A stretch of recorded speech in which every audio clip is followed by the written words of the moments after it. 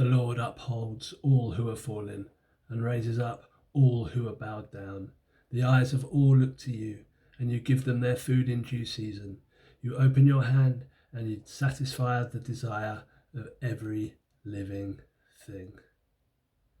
You know, there used to be a day, a wonderful day, a glorious day, a happy day, when after many days and hours and minutes of bliss-filled pulling and wobbling and twisting and wincing, the moment would arrive when finally your tooth would come out, and there you would be, covered in blood and spit, holding aloft this mangled trophy, certain insecure in the joyous knowledge that on that very evening you could expect a mystical and magical visitor who had a fetish for children's teeth to enter your bedroom while you slept and purchase your tooth for whatever monetary remuneration seemed appropriate at the time, maybe 10p or 50p, or if the tooth market was booming, maybe £1. I suppose it always depends on how the Dow Jones is doing on any particular day, but it was an incredible day, a joyous day, a magical day. But eventually there comes another day, a day when everything changes. It was the great poet and mystic William Blake who said that when the doors of perception are cleansed, then shall ye see things as they truly are. And so it was that after one night that I had gone to sleep in the expectation that the tooth fairy would visit me that very night, I had woken up to witness my mother attempting to place a 50p under my pillow. And forever the myth was shattered, the fairy tale unveiled, the truth revealed. Now I'm truly sorry if this is the first time that you're hearing this devastating truth, but in reality, there is no tooth fairy. There never was. It was always your mum. It was always your dad. But it was the way in which they helped us to see the world, to understand as things changed. But one day we inevitably grow up, and as the song goes, a dragon lives forever, but not so little boys. Painted wings and giant's rings make way for other toys. You know, Psalm 145 is a truly beautiful song of praise, as David extols the wonder of the divine majesty of the King of Kings, of the King of the universe, the divine maker and sustainer of all creation. Just listen to the beauty in these words. The Lord is gracious and merciful, slow to anger and abounding in steadfast love. The Lord is good to all and has mercy over all that he has made. All your works shall give thanks to you, O Lord, and all your saints shall bless you. They shall speak of the glory of your kingdom and tell of your power to make known to the children of men your great and powerful deeds. And the glorious splendour of your kingdom is an everlasting kingdom, and your dominion endures throughout all generations. Listen to those words. David is a man who truly understands the nature of his God.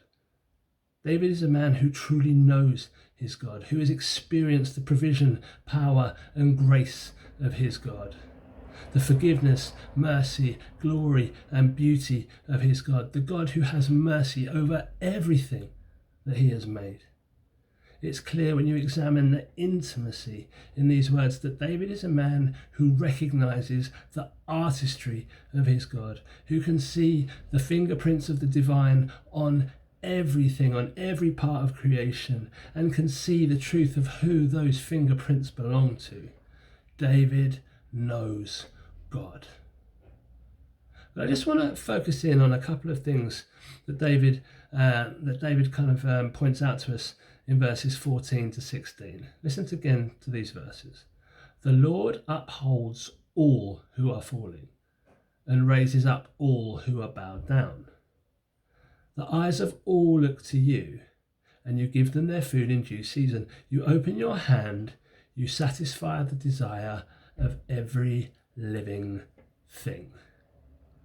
So the Lord upholds all who are fallen and raises up all who are bowed down. The eyes of all look to you, God. Really? all who are fallen, everyone, all those who are bowed down, everybody. The eyes of all look to God, all of them. Are they saved? Are they Jews? We don't know. Not everyone was. And yet God upholds all. The eyes of all look to him. I'm not so sure about that. It doesn't seem quite right, does it? I wonder if David actually believed that, or if perhaps David understood something about the tooth fairy. I wonder if David understands that every human being inherently knows, somewhere deep down, that the source of their salvation comes from the divine, even if they've been taught something wrong or just straight up lied to. They may have been looking at God through the lens of the tooth fairy, believing that their needs will be provided for, and looking into a magical realm, but never really knowing the truth of who God is. To those whose perception is uncleansed, he is and remains the unknown God.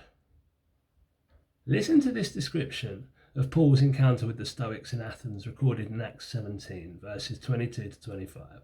So Paul, standing in the midst of the Areopagus, said, "Men of Athens, I perceive that in every way you are very religious, for as I passed along and observed the objects of your worship, I found also an altar with this inscription: To the unknown God.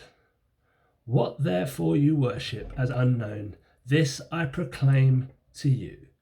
The God who made the world and everything in it, being Lord of heaven and earth, who does not dwell in temples made by man, nor is he served by human hands, as though he needed them, since he himself gives to all mankind life and breath and everything."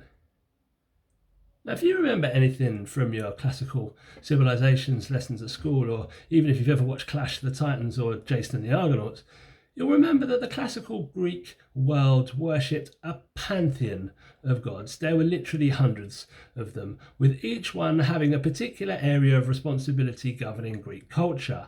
So Dionysus was the god of wine and theatre, Ares was the god of war, Neptune was the god of the seas, Athene was the goddess of wisdom who shook her spear at the eyes of ignorance.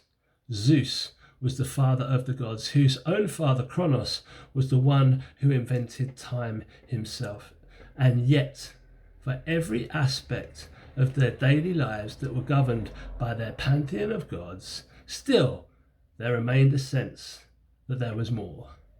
Still there remained an unknown aspect of God, that a greater reality was waiting to be discovered, that a greater truth was about to be revealed, that a greater source of light exists, one who seeks to deliver us from the domain of darkness and transfer us to the kingdom of his beloved Son. Colossians 1:13 to 17. He is the image, Jesus is the image of the invisible, unknowable God, the firstborn of all creation. For by him all things were created, in heaven and on earth, visible and invisible, whether thrones or dominions or rulers or authorities. All things were created through him and for him. And he is before all things, and in him all things hold together. In him all things are held together, so he is upholding all those who are falling. He is raising up all those who are bowed down. The eyes of all look to him, whether they know it or not. So like Paul in Athens, we are here to proclaim the truth of the unknown God, to show people that the thing that they are searching for, the itch that they've been trying to scratch, the hunger that they've been trying to feed, the thirst that they've been trying to quench, is Jesus. Because every soul on the face of this planet, whether they know it or not, is searching for him. They might think that they're waiting for the tooth fairy, but the reality is they're waiting for their Father to come and wake them, to lead them out of the darkness and into the glorious light. Jesus commands us to go.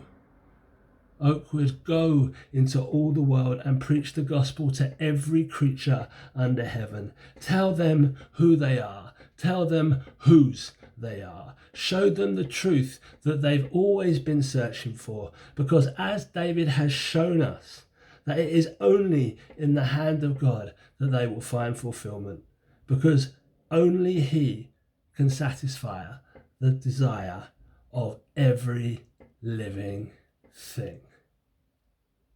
May God bless you this day.